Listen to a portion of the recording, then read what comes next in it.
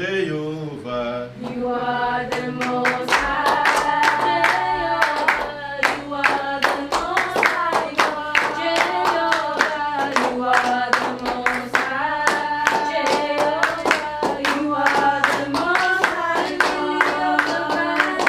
You are the most high. You are the most high God. Jehovah, you are the most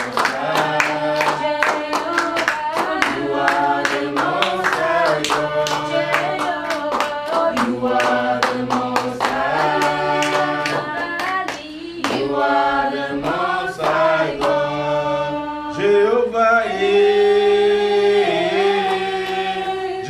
Jehovah, Jehovah, Jehovah, Jehovah, you are the most high. Jehovah, You are the most high God. You are the most high. Olo Yesu, You are the most high Olo God. Namokodi, You are the most high. Jehovah, You are the most high Betela God. Maboku, You are the most high. Imbaka Kitoku, You are the most high God. Jehovah, Jehovah, Papa, Papa, Jehovah, Papa, You are the Jehovah, most high. Jehovah. You are the most high God. Nous ouvrons nos Bibles dans le livre de Genèse We 39, open our Bibles in the book of Genesis 39, versets 5 à 6, mais le verset qui nous intéresse c'est 5-6. Genesis 39 verses 5. 1 à 6, mais le verset qui nous intéresse c'est 5 à 6. But our key verse is 5 to Mais 6. nous allons lire de 1 à 6. However, we'll read from 1 to 6. Amen. I read in Jesus' name. Amen. When Joseph was taken to Egypt by the Ishmaelite traders, he was purchased by Potiphar, an Egyptian officer. Potiphar was captain of the guard for Pharaoh, the king of Egypt. The Lord was with Joseph, so he succeeded in everything he did as he served in the home of his Egyptian master. Potiphar noticed this and realized that the Lord was with Joseph, giving him success in everything he did. This pleased Potiphar, so he soon made Joseph his personal attendant. He put him in charge of his entire household and everything he owned. From the day Joseph was put in charge of his master's household and property, the Lord began to bless Potiphar's household for Joseph's sake. All his household affairs ran smoothly, and his crops and livestock flourished.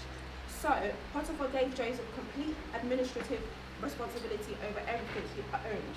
With Joseph there, he didn't worry about a thing except what kind of food to eat.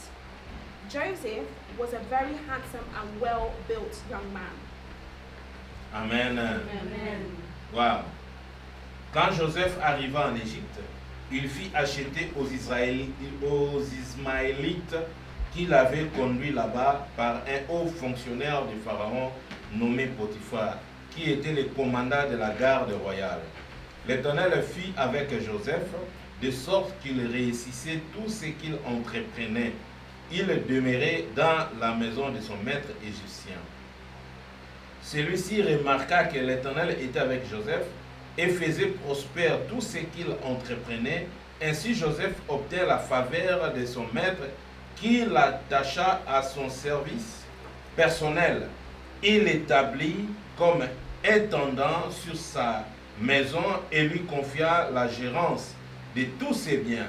À partir de ce moment-là, l'Éternel bénit la maison de l'Égyptien. Souvenez-vous, nous avons dit notre verset clé, c'est 5, 6. That we said that our key verse is 5 to 6. 39, 1 à 6. Mais notre verset clé, c'est 5 à 6. Alors, j'ai commencé à lire à partir des premiers versets. Alors, je suis là au verset 5 qui dit, à partir de ce moment-là, l'Éternel bénit la maison de l'Égyptien à cause de Joseph. Sa bénédiction reposait sur tout ce qu'il possédait dans sa maison comme au champ. Alors Potiphar laissa tout ce qui lui appartenait entre les mains de Joseph, ne s'occupait plus de rien sauf ses repas. Amen. Joseph était un très bel homme ayant un beau visage. Amen. Nous prions. Let's pray. Seigneur, nous te bénissons parce que tu es bien. But, Lord, we bless you for you are God. Ton amour sur nous nous surpasse. Your love is surpasses us. surpasses us. Ce moment de la parole, nous t'invitons et ton esprit de pouvoir nous parler. This moment of preaching, we invite your spirit to speak to us. Cher Saint-Esprit, Holy Spirit, viens nous aider come and aid us. afin que nous comprenions qu'est-ce que nous voulons écouter au travers de cette parole.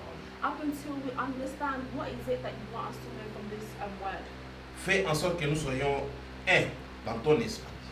Allow us to To be one in the to be spirit. one in the spirit. Dans le nom de Jésus. In the name of Tout Jesus. ce qui n'est pas de Dieu en ces lieux, Anything that is not of God, je détruis cela au nom puissant I de Jésus. destroy it in the name of Jesus Et que Christ. ta main triomphante, que ta main de victoire And your hand of victory repose sur nous. Rest on rest on us. Au nom de Jésus. In the name of Et Jesus. lorsque nous allons sortir de cet endroit, And up until we leave this place, nous voulons être bénis. let us be blessed. Amen. Amen. Nous pouvons s'asseoir. You may be seated. Comme nous avons lu dans notre 5e verset, As we read on the fifth verse, et j'ai intitulé le message d'aujourd'hui, I've entitled the message of today, et Dieu bénit la maison de l'Égyptien. Let the Lord bless the house of the Egyptians. And God bless Egyptian's house. Whatever you say. Amen. Amen. Amen. Et Dieu bénit la maison de l'Égyptien. And God bless the Egyptians' house. Amen. Amen. Alors, bien aimés, tous nous connaissons bien cette histoire. My beloved, we all know this story. Nous connaissons bien l'histoire de Joseph. Les gens chantent ça. We know the story of Joseph very well. Et certaines personnes ont fait même des chansons sur cette histoire. And some people have made songs based on this story. Amen. Joseph était quelqu'un qui était aimé par son père. Joseph was somebody that was loved by his father. Et l'amour de son père envers lui a suscité de la jalousie. And the love that his father had towards him made others jealous. Vis-à-vis de ses frères. Made his brothers jealous. Alors, si tu lis dans le livre de Genèse 37, If you read in the book of Genesis 37, verset 3, verse 3, la Bible est en train de nous montrer que Joseph avait eu des visions. the Bible shows us that Joseph had two visions. Et ces deux visions, si tu lis dans 37, 5 à 8, And these two visions, if you read from 37, 5 to 8, tu vas comprendre la première vision qui est en train de dire, you'll understand that the first vision says, je lis d'abord 37, verset 3, qui dit quoi? I'll read Genesis 37, verse 5, 3. verse 3. 37, verset 3. Genesis 37, verse 3, I'll read in Jesus' name. Jacob loved Joseph more than any of his other children. Et ça, c'est en train d'expliquer tout ce que j'ai dit, que Joseph était aimé par son père. This is explaining what I've done, which is Et à that cause de Jacob cet amour-là, ça a créé la jalousie. loved his child Joseph more, and that love made others jealous. Écoutez, dans la vie, si tu as des enfants, Listen, in life, if you have children, il faut savoir comment manifester ton amour vis-à-vis de tes propres enfants. you need to know how to manifest your love before your children's Il eyes. ne faut pas, si tu es parent, papa ou maman, montrer que tu aimes cet enfant beaucoup plus par rapport à l'autre. You cannot, as a father or a mother, show that you love one child more than the other. Sur cette terre, il y a des gens qui ne sont pas allés à l'école, mais Dieu les a bénis, ils ont réussi dans leur vie. There are some people in this world that haven't gone to school, but God has blessed them too. Et il y a aussi des gens qui ont parti aux études jusqu'à la fin, ils sont aussi stables et bénis. There are also others that have studied up until the end that they're stable and blessed. Un parent qui connaît bien Dieu, A parent that knows the Lord well c'est quelqu'un qui saura comment avoir l'attitude de la prière par rapport à ses enfants. is someone that knows how to have the attitude of prayer for their children. Parce que vous allez me prendre ça comme, je ne sais pas comment dire, il y a certains parents que si cet enfant réussit, il donne son amour beaucoup plus à cause de cet enfant parce qu'il réussit aux études par rapport aux autres. There are some parents that show more affection to the children that are successful in their studies than their other children. Mais si tu lis l'histoire, tu vas comprendre que par rapport au grand frère de Joseph, Joseph était le plus petit parce que la Bible nous montre que son père l'a eu lorsqu'il est devenu vieux. Joseph était petit, Joseph was small. ses grands frères, ils étaient déjà grandis His older brothers had already grown up, et son père était vieux. and his father was old. Alors, il y a aussi certaines façons que une vieille personne peut manifester son amour vis-à-vis des petits. There is a certain manner that older people can manifest their love to younger people. Alléluia. Amen. Écoutez, même si aujourd'hui tu arrives à avoir cette grâce de devenir vieux, il faut que l'amour puisse être partagé.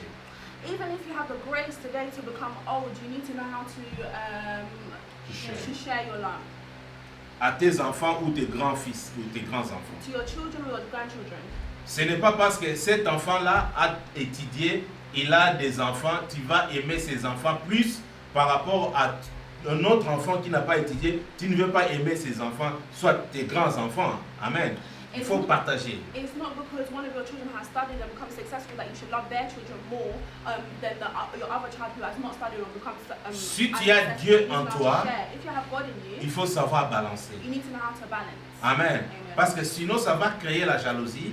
If not, it will create jealousy. Il faut savoir que nous ne voyons pas le cœur des gens. And you need to know that we do not have a man. We don't know people. We don't know people's Seul hearts. le Dieu connaît. Only God knows. Or, les gens que tu penses qu'ils ne voient pas, ils ne comprennent pas, oh, ce sont eux qui comprennent facilement aussi. The people that you feel like do not know or do not understand, those are the people that understand. Alors, lorsque les enfants vont comprendre que papa et maman, ils donnent leur amour beaucoup plus à notre frère là, ils vont avoir des attitudes vis-à-vis de l'autre. Your children begin to understand that, oh, father, mother, they love their child better and their characteristics will change. Alléluia. Mais il faut savoir ceci. You need to know this. Avec Dieu, With God, Dieu aime tout le monde. God loves all. Dieu aime tout le monde. God loves Que everyone. tu es méchant ou que tu es bon, Dieu t'aime. Whether you're good or bad, He loves you. Mais Dieu fait la différence. But He makes a difference. Il fait la différence parce que si tu le connais, il va t'aimer plus. He makes a difference because if you know Him, He will love you more. Il peut même commencer à te frapper parce qu'il t'aime. He can even begin to punish you because He loves À you. cause de son amour pour toi, il ne veut pas que tu arrives à faire le mal. Because of the love that He has for you, He will not want you to do bad things. J'ai expérimenté dans ma vie bien aimée, je vis les gens. I have experimented in my life and I've seen Quelqu'un qui men connaît Dieu, that know God. il ne fait pas le péché, il craint Dieu. They haven't sinned. Mais tellement qu'il est au milieu de gens qui font le péché, But because they're in the midst of people that sin, et ces gens-là, leur vie est comme ça, c'est normal. those people, they see that their lives are normal. Mais celui qui connaît Dieu, le jour où il les osera But anyone who knows God, the day that they try de faire comme leurs amis, to do or copy their friends, Dieu va leur punir. God will punish Dieu them. peut même leur exposer. God can even expose them. Pourquoi? Why is Parce que that? tellement qu'il t'aime, il ne veut pas que tu puisses participer dans les péchés. Because the Lord does not want you to participate in this sin. Alors tu vas dire, ah, bango basala neni, bamo na bango neni kaya ngap bamo You ni say, na. Oui, oh, c'est how Dieu ne can they fait do it pas. and they don't, people don't see them, but it's because God doesn't want it. Alléluia. Au moins na muto mususu, oya ye likambo eza grave, mbak mususu ata eza na grave te bamo na wa pamba. You will see that other people, their things, what they do is so big, but other people are seeing it as if it's nothing. Oza ya nzambe. It's because you're of the Oza Lord. muto kosala kwa batu nyonso tu te. You're not a person that Parce que can sinon te copy nzambe others, ako frapper yo. for the Lord can punish Kokopie you. mutu Do te. not copy Sala vi anyone. na yo. Do your own Soko life, oza ya do your own nzambe life. banga nzambe. If you're of God, fear the Lord. Plus ozobanga ye, plus azopambola, plus osala minene na The vie na more yo. you're fearing God, the more that He's blessing you and doing great things. in Yeba your life. nzambe ayebi yo. Know that God knows you. Esika okende ata mutu amona yo te. Wherever wherever you go, even if Mais someone yeba doesn't nzambo see you, amona yo. know that God is Si seeing on you. continue, If you ata continue, punir yo sur place even te. if he does not punish Na you then fitir and na there, yo eko raté te. in the future it will not miss you. Akokanga yo kaka un jour. He will capture Kako you one ozosala day. molili wana. Just what you were Yango doing ne in the bebisi darkness fina. will ruin your life. Waza mato ya koyoka. Whoever has ears to hear. Tanga mama. Tozana 37 Genèse 37 verset 3. Genesis 37 verse 3. I read in Jesus' name. Jacob loved Joseph more than any of his other children because Joseph had been born to him in his old age. So one day, Jacob had a special gift made for Joseph, a beautiful robe. Amen. Amen. Oyoki tellement papa linga mwana mingi ase même différence aket somme la ye na français bango tunique ya bengi robe tunique mo ya kitoko ya ba couleur ebele. Because his father loved him so much, he made a difference by buying him a tunic or a robe. Au moins aux parents même temps que somme la bana biloko. If as a parent, when you go and buy something for your children, Ato somme o mi ba le somme ta moko pona na mususu. even if you bought two for one child, buy at least one for Sinon another. un jour mwana baka no papa na mono somme la ndeko na ngaka plus mengo somme la ngai te. If not, one day that child will say that, Father, I see that you buy a lot more things for my sibling rather than me. Salaka balance. Le no so somme o lobi po somme o. If today you only buy for one child, the other day buy for the other. Poso mona ningo epse no la fois passée na somme la komi balé na somme la kete. Le lo za ye lobi yo po zo ya yo. Because if your child wants to complain, you can then tell them that yesterday I bought for you, but today is their day. Sikoyo Joseph papa linga ke mingi. Now, Joseph was really loved by his father. Et puis Joseph azalaki le loko na Nzambe. And Joseph had something of the Lord. Alors, lokola za le loko na Nzambe, So because he had something of the Lord, et comme que Nzambe faut à se révéler et pas naï. the Lord had to reveal himself before Joseph. Tomati totali 37 41 5 à 8. We are now going to read Genesis 37, 5 to 8. I read in Jesus' name. One night Joseph had a dream, and when he told his brothers about it, they hated him more than ever. Listen to this dream, he said. We were out in the field, tying up bundles of grain. Suddenly my bundle stood up, and your bundles all gathered around and bowed low before mine. His brothers responded, so you think you'll be our king, do you? Do you actually think you will reign over us? And they hated him all the more because of his dreams and the way he talked about them. Yo kana bisa. Listen, let me tell you. Problème na bango ya bande kone zalaki ndoto o Joseph azwaki. Joseph's siblings' problem was not his dream. Problème ezalaki ya bango zalaki pona bolingo papa za na wanvere. Their problem was the love that his father had towards him.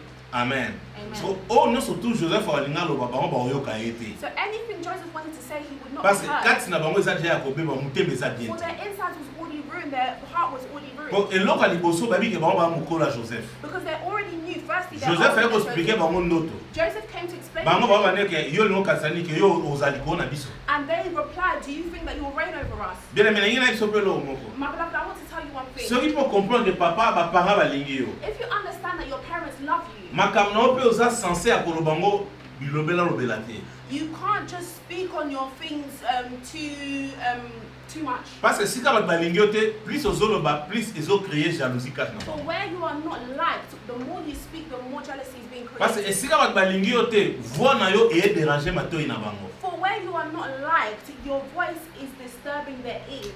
Alléluia. Amen. Zala sage. Allez, continuez maman. Be Batani wise. tanga na 9 ti na 10. Wana ndoto liboso, aloti ba nzete na ye telemi, ya ba ndeko se gumbami. Alors, ba ba bike biso to gumbamela yo. Tanga sko ndoto mi balazwa ki That was 9 the à 10. first dream. I'll read the second from verse 9. Soon Joseph had another dream, and again he told his brothers about it. Listen, I have had another dream, he said. The sun, moon, and 11 stars bowed low before me.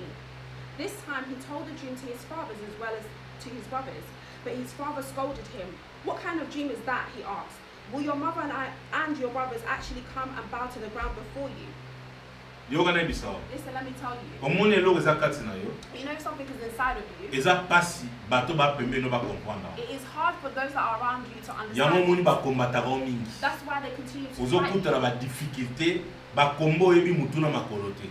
You are finding yourself in difficulties with battles you don't even know where it comes from. Ezali parce que eloko ya Nzambe eza kati na yo. It is because there's something of the Lord inside of you. Nalina biso lo moko. Listen, I want to tell you something. Omoni famille nyonso ya ndenge moko te. Not every family is the same. Pe biso nyonso tozalaka kopambola ndenge moko te ata so toa famille moko. And we are not all blessed the same, despite us being being from the same family. Grâce ya Nzambe oyo eza na kati ya mutu na mutu eza différent. The grace of the Lord that is in each and every individual is different. Ata soki bobimi papa moko mama moko bino nyonso bozali 12. Even 15. if you are born into from the same father or mother, even if you are 12, 15, you will not be the same. Mutu na mutu ana grâce na ye, mutu na mutu ana alliance na ye pa Nzambe. Each and every person has their own grace and covenant with the Lord. Hallelujah. Amen. So faut yeba ke awa papa na Joseph Jacob o babengi Israël ye pa zaki na alliance na Nzambe. So you need to know that Joseph's father, who they called Jacob, Israel, also had a covenant with the Lord. Jacob tamakimaki yaya na ye Esau. When Jacob ran away from his older brother Esau, akena ndako ya noko na ye Laban. he went to his uncle's house, Laban. Lokola azalaki na alliance na Nzambe. Because he had a covenant with the Lord, Nzambe apambolaki ndako ya Laban. the Lord blessed Laban's household. Est-ce que ça comme na Are you hearing what I'm saying Donc to you? tozo parler thème na ezali Nzambe apambolaki ndako ya Égyptien. Our theme is God blessed the house of the Egyptians. Mutu nyonso tu oyo aza ya Nzambe Anyone that is of the Lord, ata na église ne tozali. even in the church as we are here, Grâce oyo osala ngo nde esalaka Nzambe apambola so na kati na it église. is your grace that allows the Lord to bless us in the church. Nyonso oyo ozosala Everything that you na do église in ba the mutu so church, akosala ngo te. there are others that cannot do it. Est-ce que ça Are ngai? you hearing me? Oyo ozosala mutu akoso What you are doing, eza others cannot do. typiquement yo. It is specifically for you. Amen. Amen. Mutu na mutu na grâce na ye. Everyone, each and every Mutu aza na grâce ya Nzambe esika nyonso azalaka lipambola ezali. anyone that has the grace of the Lord, wherever they are, there is God's blessing is there. Ata so ozosala. Even if you're working, Ata na mosala balingi yo te. even if I work, Mais so aza béni ezali mpona grâce na yo. but if they are blessed, it's because of your grace. Chaque fois que vous avez déplacé, vous avez grâce à ce que différence est là. Every place that will take you, there will be a difference and grace. There will Mutu be na there. mwana na Nzambe, A child of ou aza na God alliance na Nzambe. that has a covenant Ba ko longola yo. they can Ba remove ko même na Amazon. and then you can put you in the Amazon. Grâce aux akats na yo. The grace inside of Ba you. ko ti kona emso ka pe ata 2 mois ba lion to ba nyoka o etambola place ba otambola te pour la grâce na They yo can leave jusqu'à ce there que yo for 2 months, and lions or snakes, they won't even be around there just because you're there. Est-ce que tout le monde so kana? Is there someone hearing me? Alors, tu dois comprendre que papa oyo alinga pe mwana na ye. So we're understanding that this father loved his child. Ndenge Nzamba pambola ki na ndako ya Laban. As the Lord blessed him in Laban's house, Ye pa la sai bolingo envers mwana na ye. he is showing love towards his child. Alors, faut comprendre awa, And nous you allons parler need to sur understand. Joseph. We're speaking on Joseph. Joseph a sa image ya Christ. Joseph is the image of Christ. Amen. Amen. Christ oyo nzamba atindaki ye mpo apesa ye autorité likolo na nyonso. Christ was sent to have authority over all things. Amen. Amen. Alors, soki Joseph akena bateki ya se retrouver na ndako ya Potiphar. So Joseph was sold and he found himself in Potiphar's house. Malgré alliance na ye na Nzambe. Despite his Malgré ba covenant with vision the na ye Lord, azalaki nango. despite with the Malgré vision that he had, amour ya papa envers ye. despite the love that his father had towards him, Atekamaki. he was sold. Alléluia. Amen. Na ngina loba no boyo. I want to Omoni Jésus Christ. you know Jesus Christ. Nzambe akitisaki ye malgré bonzambe na ye. The Lord made him come down despite his godliness. Malgré aza Nzambe alati nzoto. Despite he was God in Nzambe body, akitisaki ye mpo na yo. he was brought down for you. Ezala ndenge Joseph atekamaki na Egypte. It's the same way that Joseph was sold in Egypt. Kotekama na église. Tokomona ngo ezala kotekama na Egypte. Tokomona ngo ezalaki pasi, mais ezalaki mpo famille na ye ezala ya kobika. We saw that Joseph being sold in Egypt was painful, but it was for his family. Jusqu'à ce que akomi na kati ya ndako ya Égyptien. Up until he was in the house of the Egyptian. Amen. Amen. Nalobi boye. I'm saying this. Joseph azali symbole ya Christ. Joseph is the symbol of Christ. Akomi na ndako ya Égyptien. He was in the house of the Egyptian. Égypte ezali symbole ya yo. Egypt is the symbol of you. Égypte ezali symbole ya souffrance. Egypt is the symbol of suffering. Égypte ezali symbole ya monde. Egypt is the symbol of the world. Égypte ezo signifier beaucoup de choses. Egypt signifies many things. Omotane na oloba ba musu ba koisa bambongo eleki teme bele bambongo zo ko ya parci par là. Even as I'm speaking right now, some people are just dropping money here and there just because they have so much money. Amen. Amen. Tolobi Égypte eza symbole na yo. Egypt is your symbol. Ezo laksa yo. It signifies you. Oh, Joseph bateki na Égypte. Joseph was sold to to Egypt. Ndenge moko Jésus-Christ akitaki na monde. It's the same one that Jesus Esika Christ souffrance sent into the ezali, world where there was esika suffering, difficulté where there ezali, was difficulty, esika ba problème where there ezali. were problems. Alléluia. Amen. Yoka ngai très bien. Listen to me very Mama tanga carefully. nga Matthieu 5 verset 41 elobi ni. I read Matthew 5 verse 43. Matthew 5 verse 43, I read in the mighty name of Jesus. You have heard the law that says, love your neighbor and hate your enemy. Matthieu 5 41. Matthew 5 verse 41. Yeah, regarde le tani. No. If a soldier demands that if a soldier demands that you carry his gear for a mile, carry it 2 miles.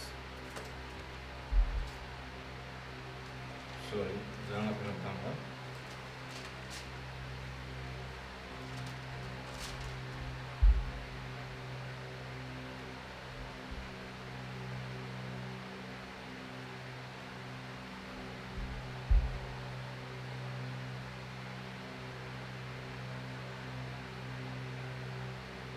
Non, c'est 45. Tant là 45.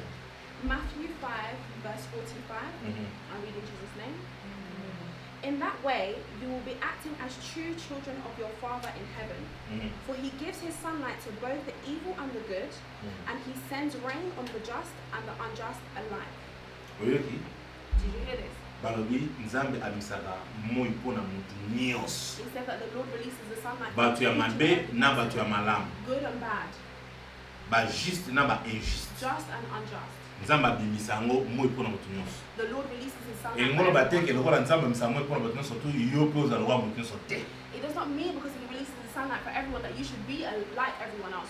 No. Donc, logiquement parlant, soki totali image oyo ya kopambola ndako ya égyptien, Logically speaking, if we look at the image of blessing the Egyptian's house, normalement nzambe akoki kopambola ndako ya moto. normally the Lord cannot bless this person's house.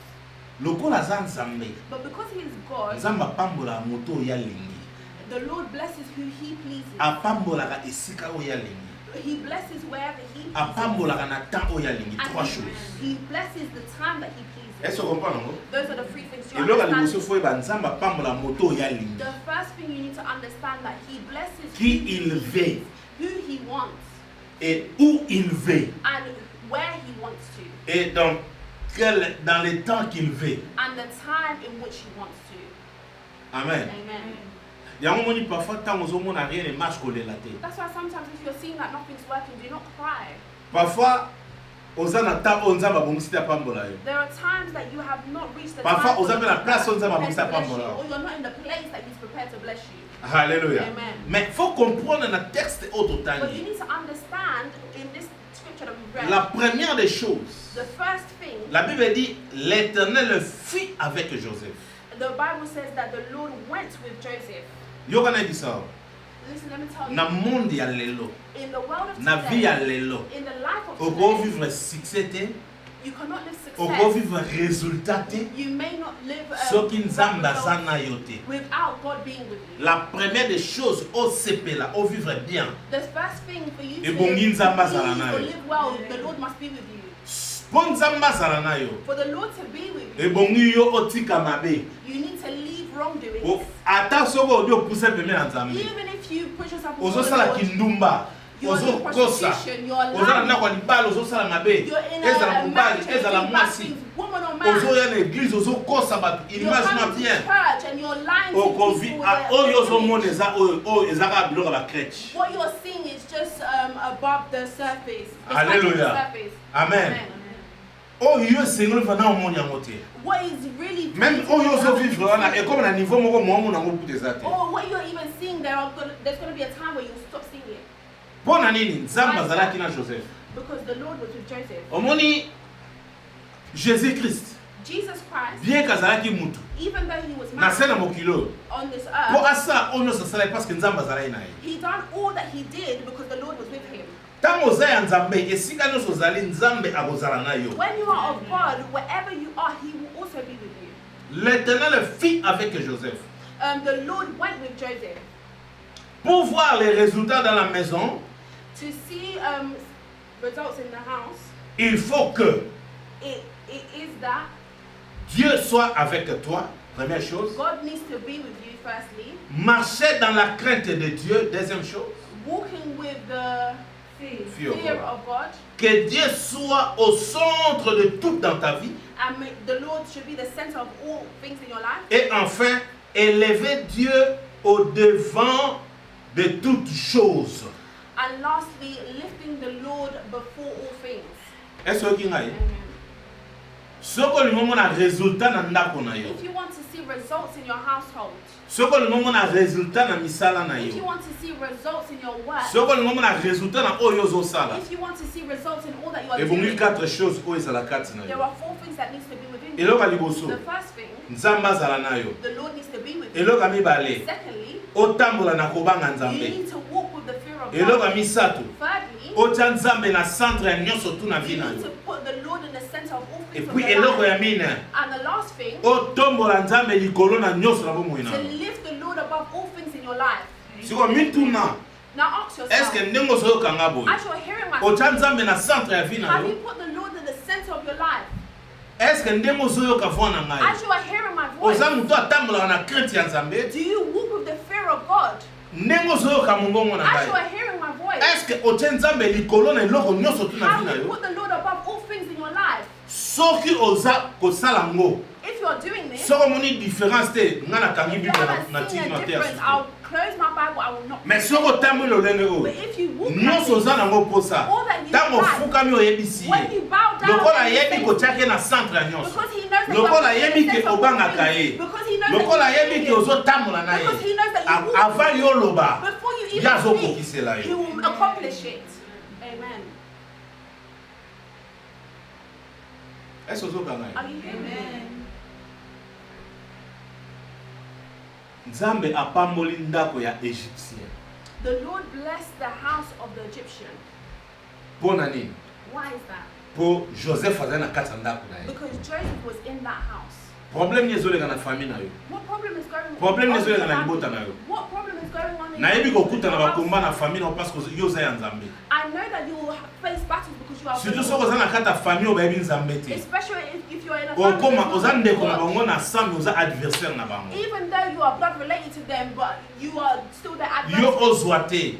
Yo You osala cannot eloko have te. things. You cannot do things. Hallelujah. Amen. Mais nazoyebisa yo. But I'm telling Soki you, oza ya Nzambe okomona if différence. you are of God, you will see a difference.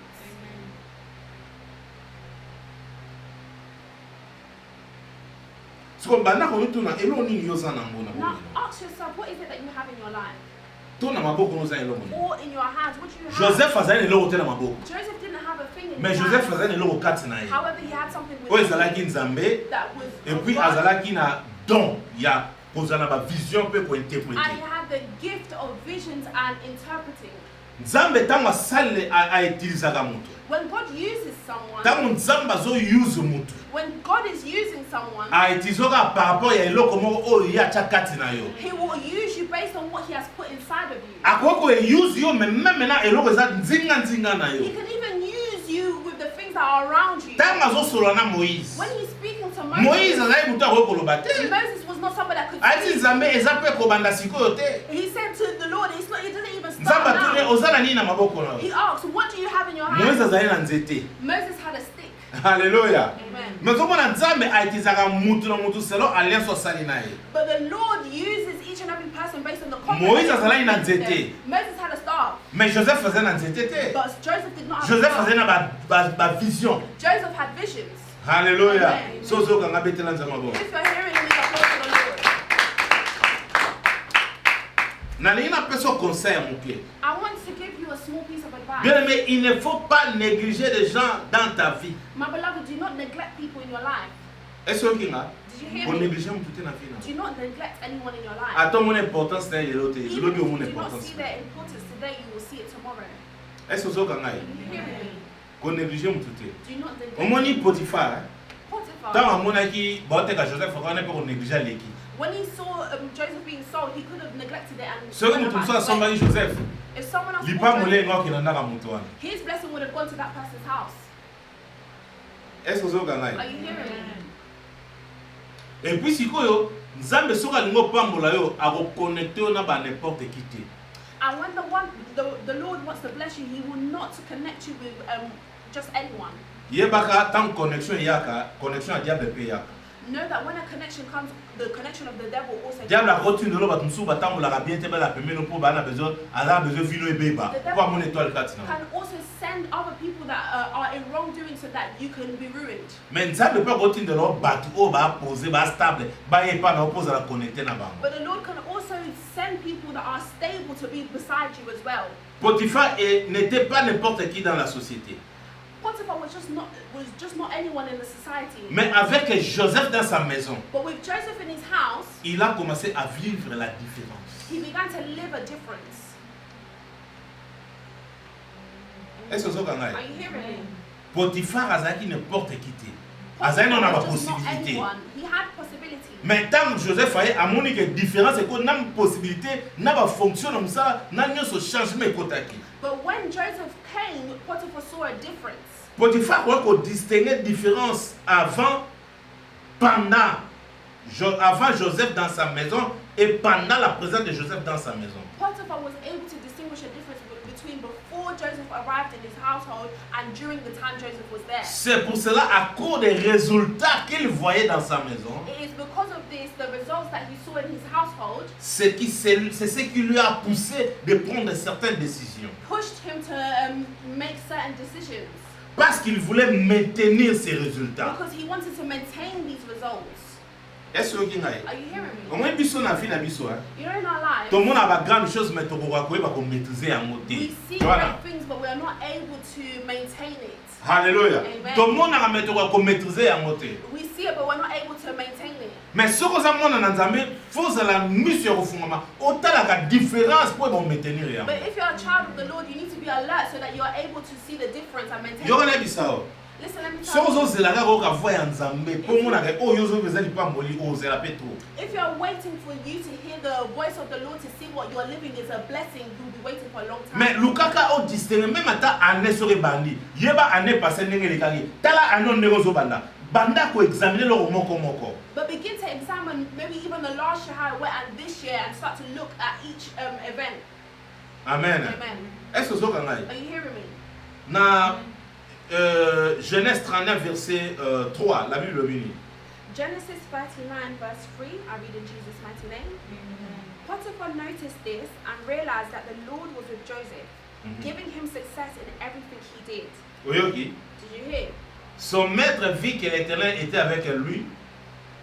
Dans tout ce qu'il entreprenait, l'Éternel le faisait réussir entre ses mains. Amen. Alors, et là, quand il dans l'obéi, So the first thing I said, Bible dans l'obéi awa, l'Éternel fit avec Joseph. the Lord went with Joseph. Deuxième chose, Second thing, il obtient la faveur de son maître. he had the favor of his master. Amen. Amen. Donc, à mon niveau, vraiment, il y a des gens qui sont He saw firstly that the Lord was with him. Deuxième chose, à trouver ce qu'on faveur et pas il y a Potiphar. Secondly, he found favor in Potiphar. Il obtient la faveur de son maître, He found favor in his master. donc il assurait le service et qu'il l'avait établi comme intendant sur sa maison en remettant entre ses mains tout ce qui lui appartenait. Amen. Yoga. N'habitez ceux qui battent mutabo ça m'a na vie na. I don't know if someone like this can do things in Au the moins il a vie normale. in normal Mutu life. azala nzambe te so opesi ba responsabilité mususu otindi ya akene sa su mubu. Some people that do not have the Lord, if you give them certain responsibilities, you're allowing them to do trouble. Bato musu na vie esengete basi mambongo.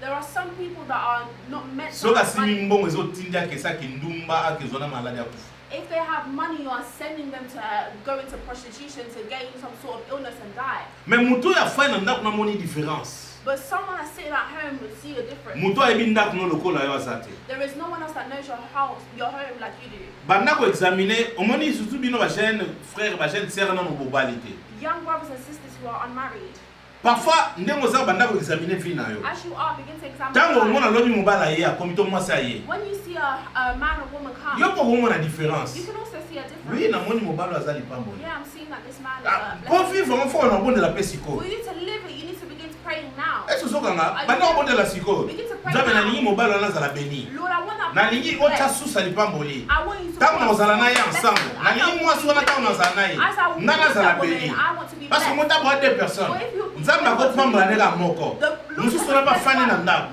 parce que nzambe apamboli mosusu wana nokomona différence me bamosusu bazali But there are others, ntango bakomi ensemble when they are together, apart koswana taking away arguing eza chaque jour every day. ebongo sikoyo soki otali bozwi If you look at wealth, pasi it's hard.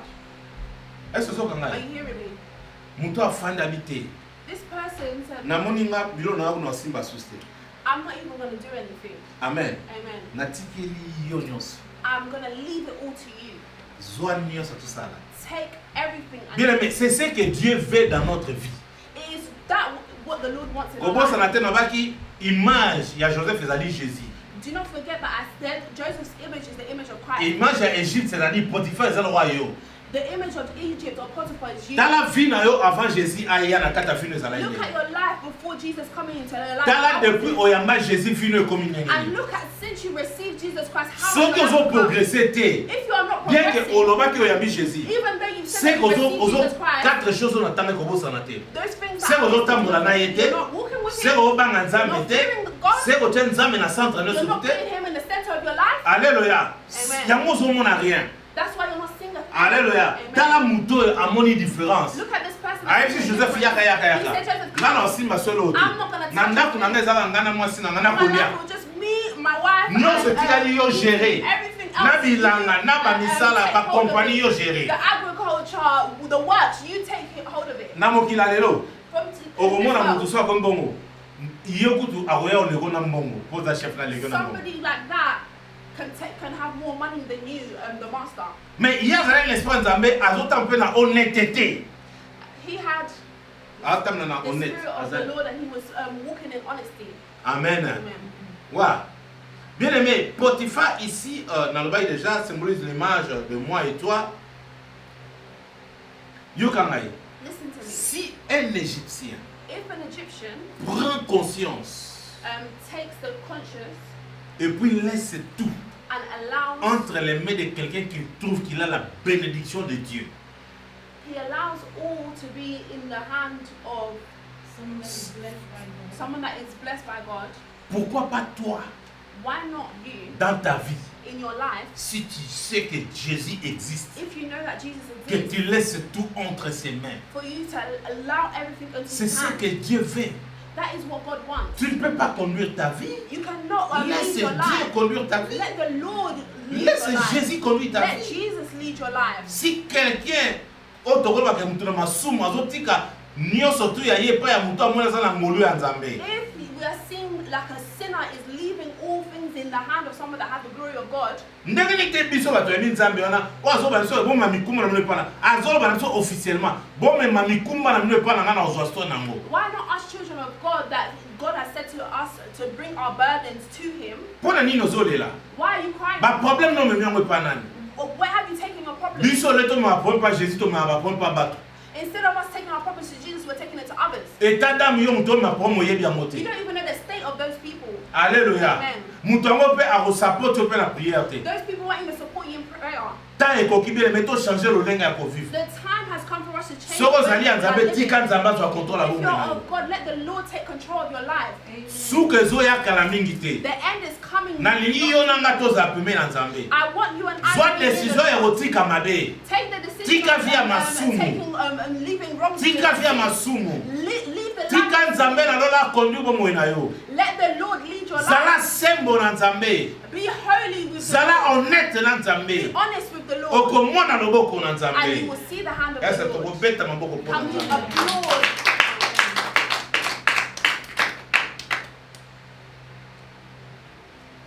amen Amen. si un égyptien a pu pratiquer la révélation pourquoi pas toi de le faire If this Egyptian can practice the revelation, why can't you? Mhm.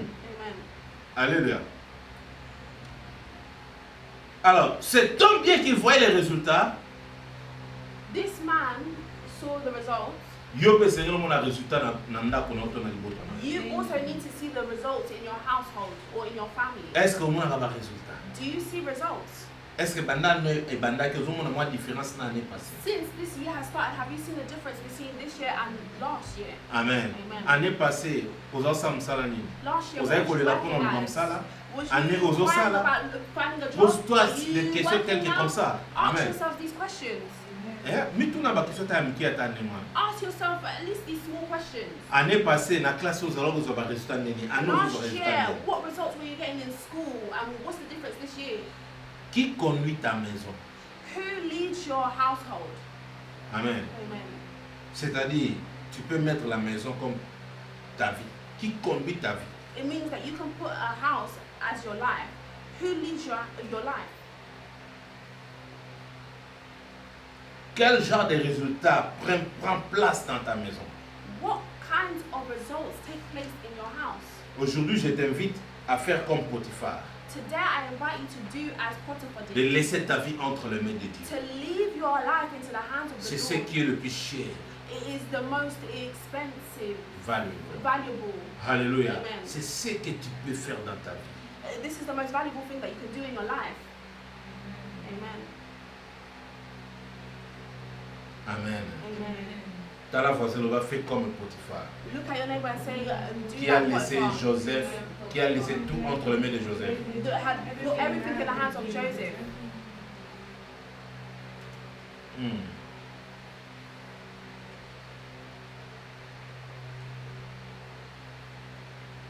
Yogana bisa. Listen, let me tell you. Est-ce que Potiphar a yebaka Joseph liboso? Did Potiphar know Joseph beforehand? Est-ce que akoki kobanga te katika responsabilité pas Joseph? Could he not have been fearful to put everything in Joseph's Et puis hands? yebaka baa bata mboka moko te. I know that they are not from the same country. Amen. Amen. Potiphar aza na égyptien, Joseph azalaki juif. Potiphar was an Egyptian and Joseph was Moto oyo yebi totikela ye responsabilité. He didn't know this person, he just left the responsibilities. Potiphar atala te ke Joseph akoki koboma ye. Potiphar did not look at the fact that Joseph could have killed him. Potiphar atala te ke Joseph akoki koyiba ye. He did not look at the fact that Joseph could have stolen from him. Potiphar atala te ke Joseph akosala ye mabe. He did not look at the fact that Joseph could have wronged him. Atena ye compte nango te. He did not count on this. Oyebi mpo na nini? Why? Do you know why? Tu sais, do you know why? Oyebi mpo na nini? Do you know why? Parce que Potiphar ne voyait pas Joseph. Because Potiphar did not send Joseph, Il voulait aussi Joseph. would not see Joseph. Tu sais que Potiphar voyait? You know what he was seeing? Azamona na. Amen. He was seeing Azamona nzambe azalaki kata Joseph. God inside of him. Jango moya banga Israel te po bi That's nzambe why aza he kati na ye was aosala. Because he knew that the God that was inside Joseph will do works. Amen. Amen. Sikoyo Potiphar azalaki différence ya Potiphar na Laban The difference between Potiphar and Laban parce que Potiphar azali na posa akanga na ye Joseph te. was that Potiphar did not want to Akanga ya tachai na prison azalaka wana te. entrap Joseph. Amen. God bless you. Amen. That's the word. Amen. Par rapport à Laban, il y a Zalaki à la trappe et pas Jacob pour Jacob être la caïpana. But Laban wanted to entrap Jacob so that Jacob could remain. Parce que with him. bango sont balé, bamona ki na ndako na bango bato bazaki na présence en Nzambe, gloire en Nzambe. Were people that were seen to have the presence and the glory of God inside of them. Bien aimé na ngina bisolo moko. My beloved, I want to tell you one thing. Soki Nzambe asalaki yango epai ya Jacob. If the Lord done it for Jacob, Soki Nzambe asalaki yango epai ya Joseph. if the Lord done it for Joseph, Akosa pe pa na He yo. can do it for you. Bilobi aza lolenge moko, The Bible says that lobi He's the na same lelo pe seko na seko. today, tomorrow, and Soki forever. bango basalaki yango, If they, He done it for bavivaki them, yango ba à cause ya présence ya bapambola bato mosusu. if through their presence they were blessing others, Nalingi yo kozala lipamboli mpo na famille na yo. I want you to be a blessing for your Nalingi family. kozala lipamboli mpo na église I oyo. want you to be a blessing for this Ke church. so So tomono tozosepela. that when we see, we are pleased. Amen. Amen. Ntango mosusu tozobondela yo mpo ozala béni. When we are praying, you to be blessed as well. Ese motu moko ayoki ngai. Has somebody heard me? Amen. Amen. Alors, napozaki 4 questions moko ezalaki ono So nakotangela I ngata asked moko. 4 questions here. Who can list at least one of them? Nakotangela ngata moko. You can list one of them. Ntango nalobaki ke Potiphar amonaki ke Nzambe azalaki na Joseph. When I said that Potiphar saw that the Lord was with Joseph, Et puis tu vas avoir un résultat, il faut 4 choses. And we said if you want to see results, you need 4 things. Et là, on va se dire, c'est ça que tu as First thing, give me this one. Put God above everything. None sus, more sus. It's getting me ballet. Nzamba zana centre nyo susu sala. Tambula na nzambe. Amen. Tambula na nzambe. Zala na crainte na nzambe. Nzamba zana centre nyoso. Nzamba za likolo na nyoso 4 choses wana. Eza na Those vino. 4 things need to be in your life. Est-ce que nous prions dans la Do you want to pray with me? Est-ce que nous prions dans Do you want to pray with me? Côté mes excuses. Stand up where you are. Bete la nzamba. Applaud for the Lord.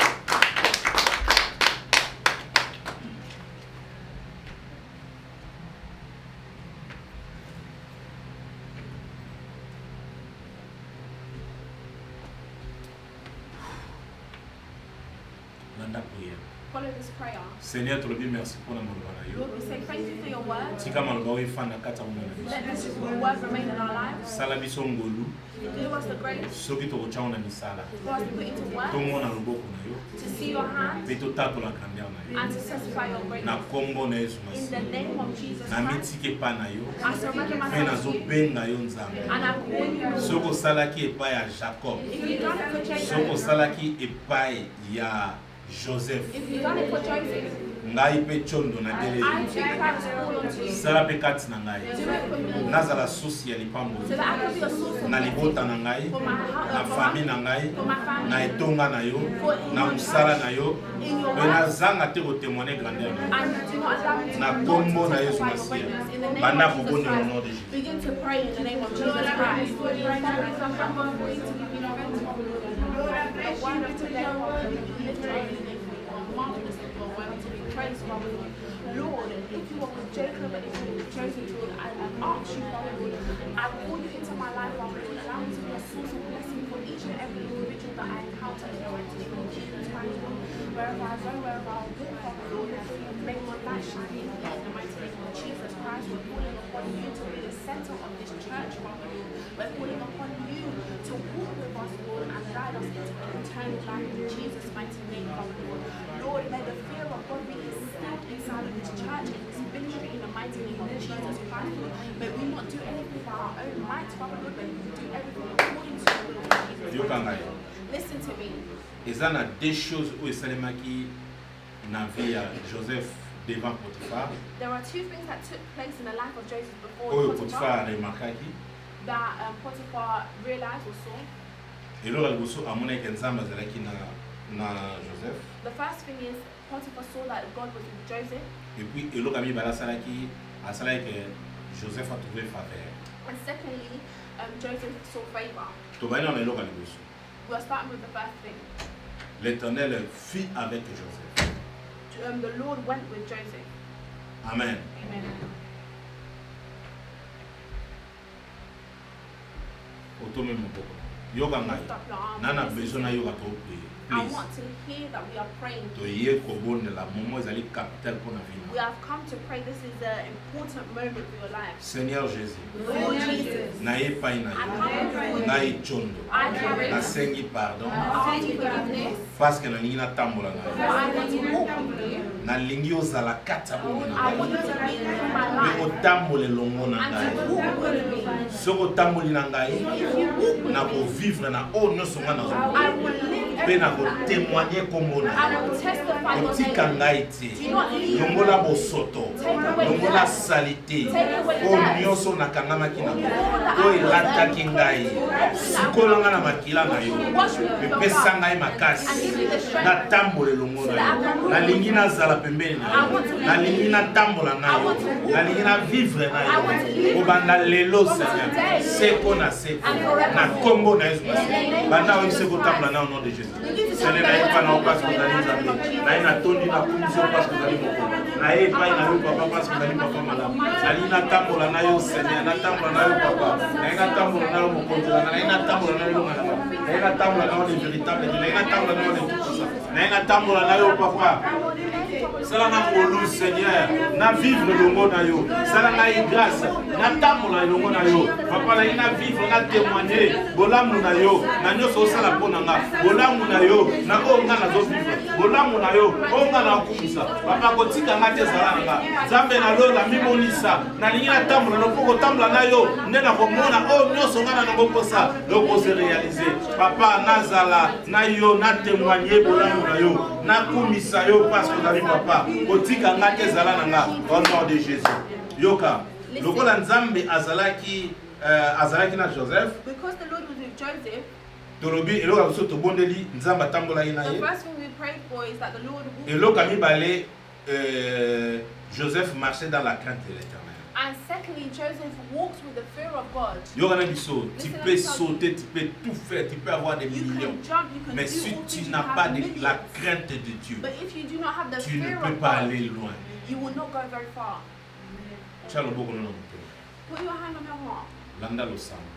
Follow the Seigneur, prayer. Lord, na lingi na zanga mokolo na suka na zanga koza pembeni na watu. I want to be far from you on the last day.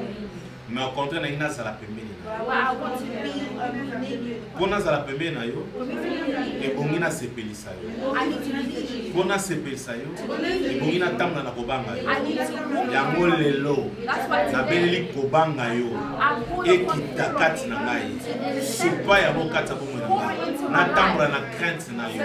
Na banga yo Seigneur. Pona lingi na nazala mokolo na suka pembeni na yo. Otika ngate yokela ngai mawa. Naza moto na masumu, naza moto na mabe, nasengi pardon na mabe na ngai. Yawe nazali koyokisa osoni, na kobombana na osala makambo mabe, nazosala makambo esepelisa yo te. Yawe nazobimisa solo ya mabe, solo moko ya mabe, sikola ngai Nzambe, mpona bimisa solo kitoko, oyoka losambo na ngai, paske na mabe na ngai, losambo na ngai ezala koma epa na yo te. Yango nazali kovivre na basi, mais lelo Seigneur, osukoli ngai na makila na yo, losambo na ngai ekoma epa na yo, orestore ngai, opesa ngai makasi, nasepela, mpe nabengama mwana na yo, mpe natambola na crainte na yo, na kombo na Yesu Masiya. Banda kobunda eseka ede otambola na crainte. Pray for him to help you to walk in fear of him. Lord, I call upon your name from your Jesus Christ. Na kombo na Yesu Masiya natambola na crainte na yo. Papa tika nazala influencer bana na yo. Bako batambola na crainte na yo te bayeba ke baosala berere. Papa biso nyonso totambola na crainte na yo. Papa nde tokomona loboko na yo, nde tokomona nguya na yo, nde tokomona puissance na yo. Kotambola na se na crainte na yo nde kosala biso bolamu. Papa na mitike pa na yo papa tika na église oyo tobanga yo. Alléluia Seigneur. Kobana na ngai pasteur, libota na ngai, mwasi na ngai na bana tobanga yo. Tobanga yo Jésus, tobanga yo le roi du roi, tobanga yo Jéhovah Sabaoth, tobanga yo El Shaddai, tobanga yo Elohim, tobanga yo le véritable Dieu, tobanga yo Yahweh na nyonso tokosala. Crainte na yo ezala papa parce que ozali Nzambe au nom de Jésus. Crainte kaka oyo tobonela mpo l'église. This fear of God we are praying for Omoni in the église church. oyo crainte ya Nzambe ezali miracle mpe puissance esalema. The fear, when there is fear of God in the church, there is miracles and a power of God. Ata boza ebele te, Even if there are not many of boza you, na crainte ya Nzambe, and you have the fear of boza God, plus ke bato baebele. you are more Parce que than présence ya the Nzambe ezali. when there are many Tokisa people for Nzambe the presence of acha the Lord is crainte na there. ekobana na pasteur, mama pasteur, famille ya bana Let's pasteur. ask the Lord for His Ti spirit ba to membre be in nyonso the tu pastor, église.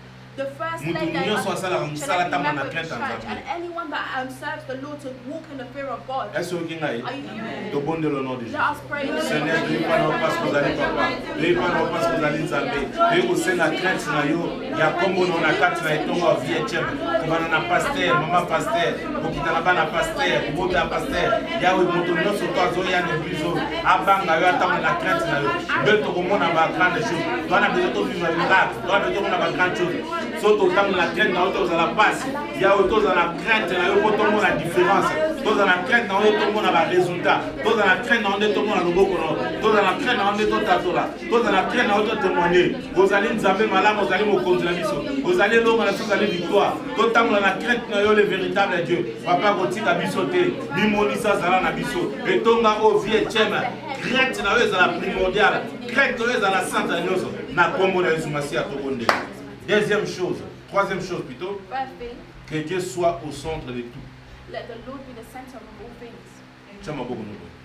Yeah. Put your hands Seigneur Jésus, Lord Jesus, soki ozala na centre ya vie na ngati. if you will not be in the center of my life, Oh non, sona na koposa na monde entier. everything that I was like, I will not see you. Lelo olimbisi ngai. Today you have forgiven me. Lelo ozotambola na ngai. Today you are walking with me. Yango nalobi oza na centre ya nyonso. That's why I said that in the center Soki of oza na all things. centre ya nyonso, If you are in the center of all, okokontrole nyonso tu ya ngai. you control all things Ba in our cinq life. sens na ngai My okokomprendre. sixth senses you will understand. Tika ngai Seigneur, Let natia yo na centre ya bomoi. allow me to put you in the Parce que center nana of my besoin na life. réussir. For I want to Nana succeed. besoin mona différence. I want to see a Nana difference. besoin na témoigner. I want to testify. Nana besoin na tatola yo. I want to Zala na testify. centre ya nyonso. Be in the center Au of nom all de things. Jésus-Christ. In the name of Banda Jesus kobonde la Christ, tia we Yesu na pray centre ya and nyonso. pray. Lord, in the center of all things. Tia Yesu na centre ya projet na yo.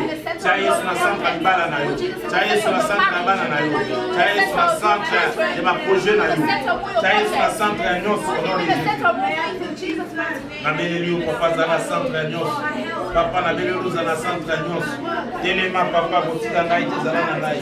Telema papa limonisa parce que ozali mokonzi. Zala na centre ya nyonso na tatola yo.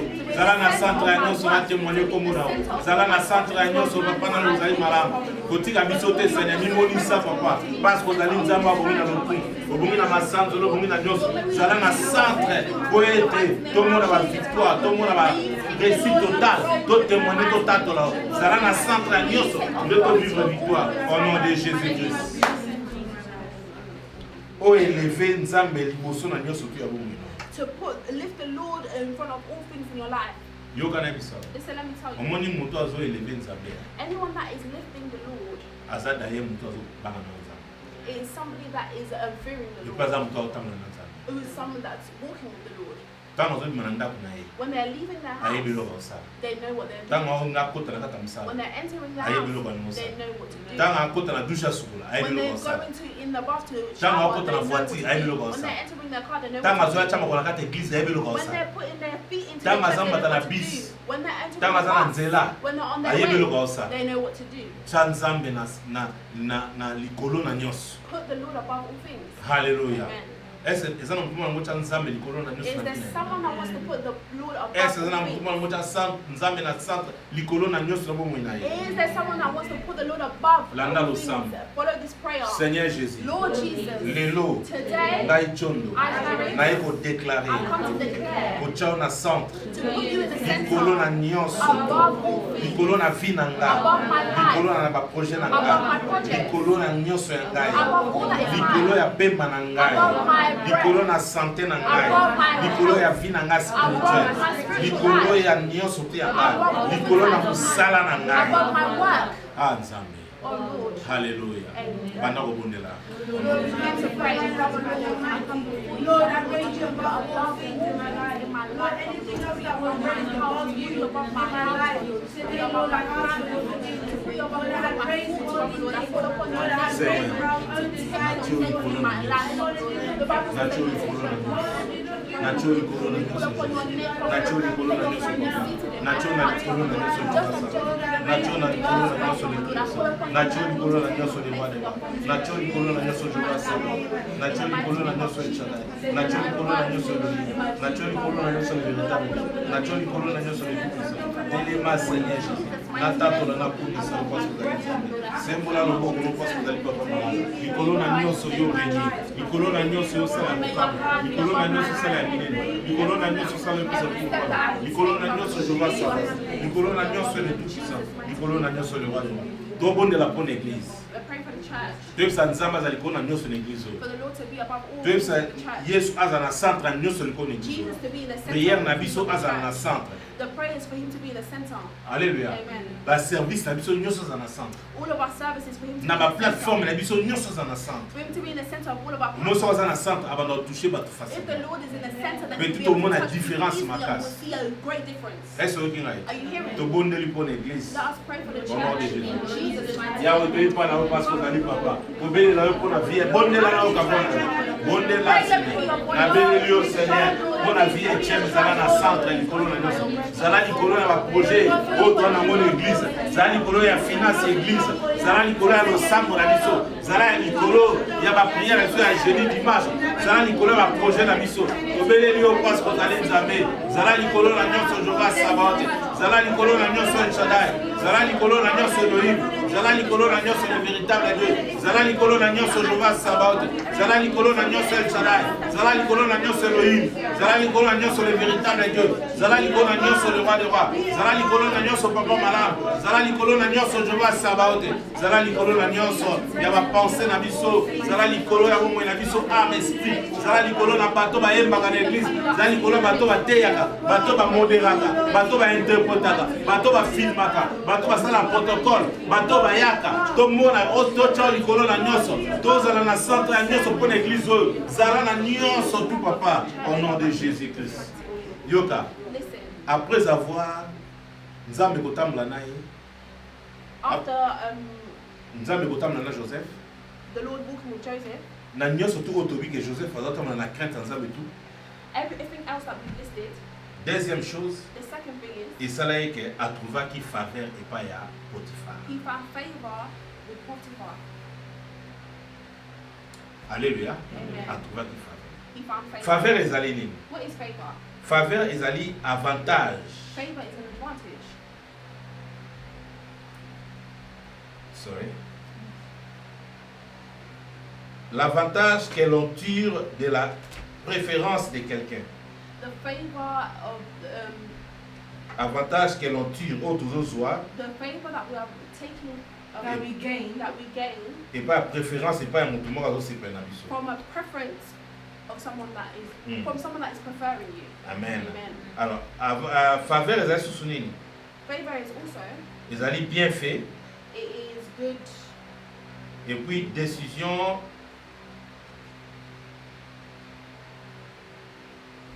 oyo ezosalaka motu moko soit avantage moko donné. it On attend is on a decisions simplifié un peu. that is allowing somebody to have advantages. Amen. Amen. Au moins c'est un avantage. You know when you have an Tant advantage, moi qui prépare na musala, even when you're going to work, c'est un faveur, if you have favor, c'est un you avantage. will have an advantage. Amen. Amen. Alors, biso soto sanzambe. We are saying to the Lokola Lord, to bangi ba prière sociale. as we've done all of these prayers and Tous en besoin de trouver faveur et pas. we want to find favor from Him. Yoka, Listen, pona nini na yo trouver faveur. why do I want you to find Ezana favor? bilom susu yo ozwa, ezala uniquement pour na faveur ya Nzambe. There are some things that you will gain that is only through the Tellement favor to of the tambo Lord. na mabe to sali masumu to sali surtout auto ozo ezaka pour na faveur na We ye. have sinned, we have done wrong things, but all we Bible are lobi gaining is mutu through moko favor. tazali parfait liboso na The Nzambe. Bible says that there is no one that is perfect before the Tokoya Lord. na église tobi amen amen amen tant obima comportement ezali mabe. We can say amen, amen, we can dance, but when we leave our behavior Mais is à cause different. ya faveur na ye. But because of His favor, Ata bato baseka biso. even those that ridicule us, Tant faveur ya Nzambe. when the favor of God Ba comes, tu no sali nini. they'll say, what have you done? Parce que na avantage. Because you have an advantage. Est-ce que ngai Have you heard of it? faveur esala ke ozala na avantage. Favor allows you to have an Donc advantage. c'est-à-dire ici ka ba porte kangami. It means that where Yo doors le boza na are closed, faveur. because you have Porte favor, na kangama te pour. those doors will not be Et kanga closed. pour bato musu yo na They're closed avantage for ya others, porte. but you have the advantage of entering. Est-ce que ngai Did you bino hear me? botanga OK classe. Those Tant on a that faveur study en Zambie. when you have the favor of the Lord, Papier no examen muninga zolela. someone else could be Mais yo crying na for pona the faveur en exam Nzambe. paper. Oh, ta on atanga But kilo bina because you butu. have Ah, favor, na zo this pan is za what bosi. I've studied last Oh, na night. taranga na butu. Oh, this is what I studied Tango ke last sala night. examen kaka oh page ka yo fungwe na tongo wana. When you're Ya going mwana to ka the exam, ndenge the place kesi. that you just looked Bona at in the faveur. morning, that's what's come because of Bona favor. faveur. Because of So tobele la favor. faveur. If you Na are vie na falling yo. upon favor, Mais levé. arms raised above. Seigneur, Lord, na mutu pamba. I am not worthy. Na merititi. I am not worthy. Na merititi. I am not worthy. I'm not deserving. Me yango na yepa ina. But that's why I've come before you. Lokola olemi singa. Because you have forgiven. Lokola ozotamba na Because you are walking with me. salanga grâce. Give me the grace. Faveur na yo nde nazolinga. Let your favor, Na trouvé faveur. let me find your favor. Soki Joseph If Joseph atrouvaki faveur found your na favor misu ya Potiphar through faith of parce que Potiphar, Potiphar comprenait kaza yo za kati na ye for Potiphar understood that he was inside of him. lelo za kati na ngai Today you are inside nga of mpe him. natrouve faveur I too want to find favor. natrouve faveur na vie na ngai Let me find favor in banda my life. lelo From today, faveur na baarea nyonso ya vie na ngai favor in all areas of my faveur life. nyonso tukonga nosala bomoi na ngai Favor in all na that I do in my vivre life. yango Let me live au it nom de in Jésus the name of oyo Jesus. eza vie na yo eza breto ya vie na yo bondela mpona faveur Pray for favor. This is the breakthrough of your life. lela makasi epa nzambe otrouve Cry faveur unto the Lord. lelo epa nzambe otrouve faveur omitungisami mingi oleli mingi oyo eza ntango oyo ya kobretu otrouve faveur lelo ozotrouve faveur moto atrouve faveur azala avantage otrouve oza na avantage na nyonso na vie na yo lelo epa nzambe tobondeli Cry unto the Lord, I was praying. Seigneur, nabeleli yo mpasi ozali naye kobelela yo papa kotrouve faveur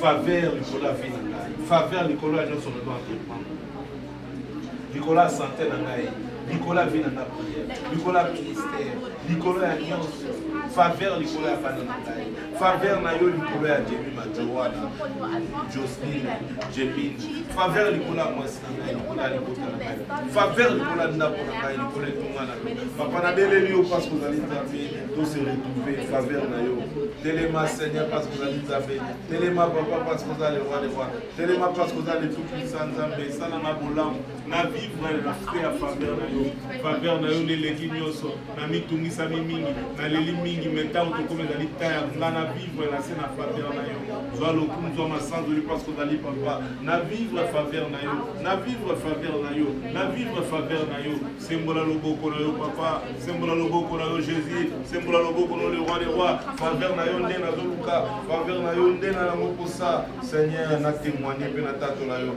au nom de Jésus Christ tobondeli Seigneur amen tozosenga faveur pour l'église We're asking for favor to be upon the church, nzambe asala biso faveur for the Lord to give us tovivre favor, ono tovivre for us to live with tomona Him, différence na ye na nyonso for us to see His faveur na ye difference. ekota oyo nyonso otya makolo ase retrouve pour faveur ya nzambe du jour au jour ezodemere na ye Anyone that was set foot in this place to find na themselves bato in the balanda favor biso of na the Lord. batelebachie na biso YouTube Coming out Facebook again and then batrouve faveur Let people that follow us on Facebook and YouTube Tobondeli find au nom de favor Jésus. in Jesus' name. Seigneur That's toyebi wana yo great. mpasi ozali papa kobelela yo mpasi ozali papa malamu tozosenga faveur na yo likolo ya peuple na yo na baoyo toyebi na baoyo toyebi te me balandaka biso na YouTube balanda biso na Facebook batrouve faveur faveur na yo esika bazali bamona yango nabeleli yo éternel ezala na église baotya makolo baoyo nyonso to bamembre église oyo batrouve faveur yawe na nyonso to ya bango batémoigne batatola yo